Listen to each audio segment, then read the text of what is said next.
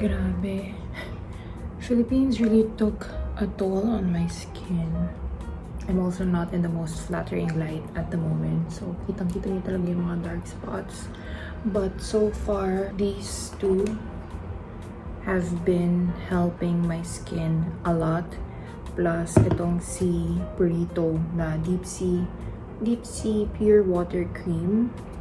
I apply these 3 in the morning. Plus, itong sunscreen ko from Abib. And so far, okay naman siya. Yung first week, sobrang grabe yung inflammation ng acne. And grabe din yung skin barrier ko. Sobrang lala ng redness. Pero itong second week na ginagamit ko sila, mas nag-improve ng konti yung skin ko. Hindi na siya mahapde and all. And nawala din yung mga maliliit na closed comedones. Last week and the week before that, parang bigla silang nagsulputan.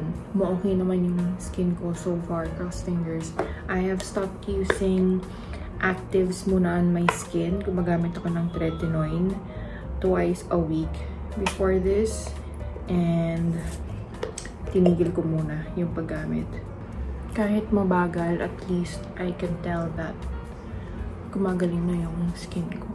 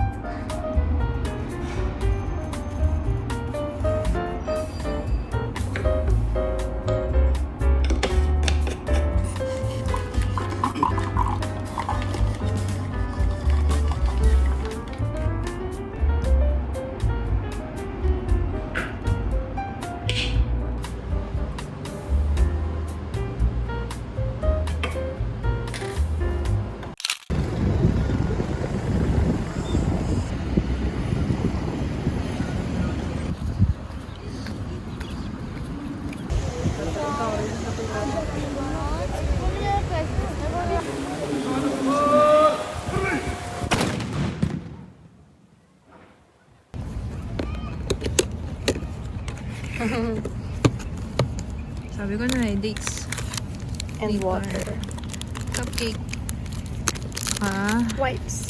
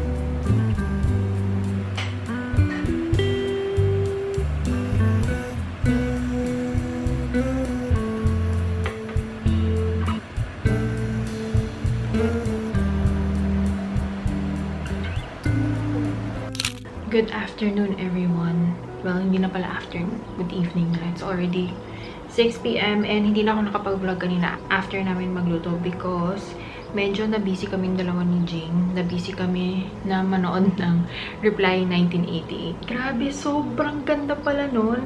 I remember when I first watched it in 2020 during the pandemic kasi ang dami nagre-recommend na sobrang ganda daw. I tried watching it that time and I was super duper bored of it. Siguro hindi pa time para panoorin ko. But then, this year, like last week, we decided to give it another chance. And we're so happy that we did. So, sobrang ganda niya talaga. If you have tried watching it before, tapos hindi niyo nagustuhan, try niyo ulit panoorin ngayon. Baka, you know, syempre may mga na-experience na kayo and you'll probably see it in a different perspective, which is what happened to us. We're watching the movie, or sorry, we're watching the series from a different perspective and super relate. Parang bawat episode, matatawa ka, kikiligin ka, tas iiyak ka.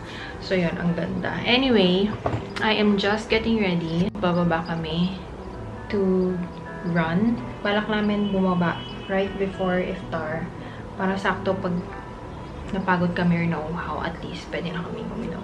We wanted to go down much earlier, like 5 pa or like 4:30.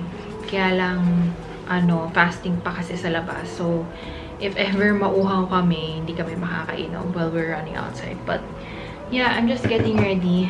And, naglagay lang ako ng a light layer of foundation para ma-cover up yung dark spots ko. Because, of course, I still wanna look decent when I go out, diba?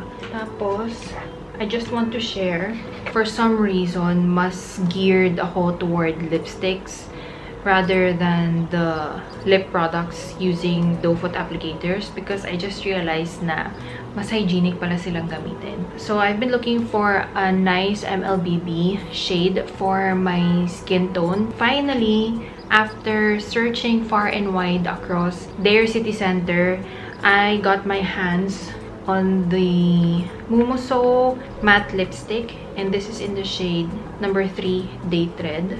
As in, nag-check talaga ako guys sa lahat ng shops and even brands. Centerpoint, lahat ng brands doon chinek ko. Tapos, Carrefour as well. Yung Essence Cosmetics, yung Calista, Catrice Cosmetics, chinek ko. Pero wala talaga akong matipuhan hanggang sa I'm like, you know what, I'm just gonna check for Moons or Miniso. I mean, I don't mind using any of their makeups. In fact, I have tried some of their makeup products before and okay naman. Pero, ayun, doon ko nakita ito. Ang cute ng lagayan niya. It reminds me of the Dior na lip glow. Ang ganda ng kulay niya. Ganyan siya. So, the good thing about it is I can build up the color. Naka-open yung window namin kasi malamig sa labas. That's why you can hear the honking outside. But, yeah. Kaya ko lang siya nalalagay. Yan na. Very natural lang yung dating niya. If I want to build up the color, pwede din.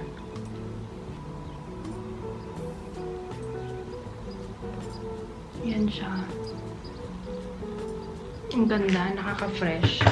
Tapos ang ganda din ng finish niya, para siyang may blurring effect, which is perfect for the kind of lips that I have kasi hindi clear yung line or yung edges ng lips ko. So, ayan.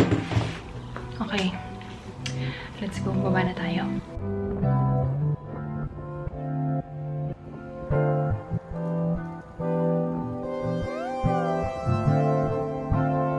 Shall I compare to a summer day? She's the sun, she fill out the gray. Quench my thirst, she's my lemonade. The yellow that I couldn't paint. Shall I compare to a summer day? Just like the sun, it will never fade.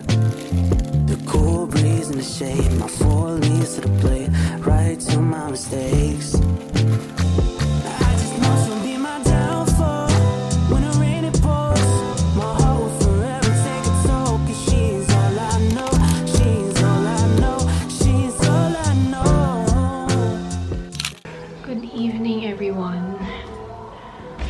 We're finally home. Malakas ng hangin sa labas. Grabe. And we covered a distance of 5.4 kilometers tonight. Pero, I think we ran a total of 2 kilometers. Tapos, the rest of the way back, naglakad na lang kami. Syempre, kasama din yung kilometer sa loob ng supermarket. Tapos, speaking of supermarket, try natin yung binili nating chips. This is the Texas tenderloin steak from Lay's. Curious ako kung anong lasa. Bango.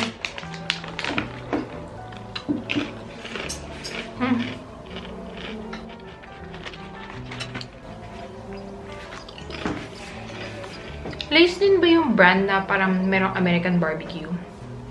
Yung kulay blue yung lagayan. Magkasing lasa lang sila. But, it's nice. Try natin itong kakaiba. Korean spicy chicken with cheese.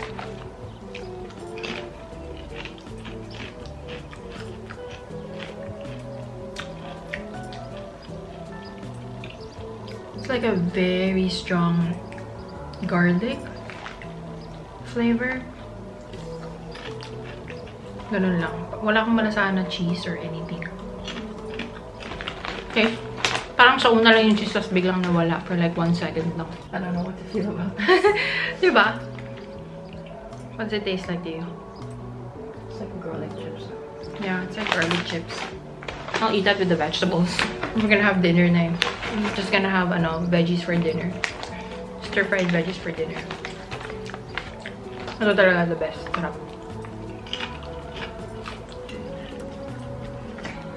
재수없어. 형이 뭐야? 나도 김정국인데? 나도.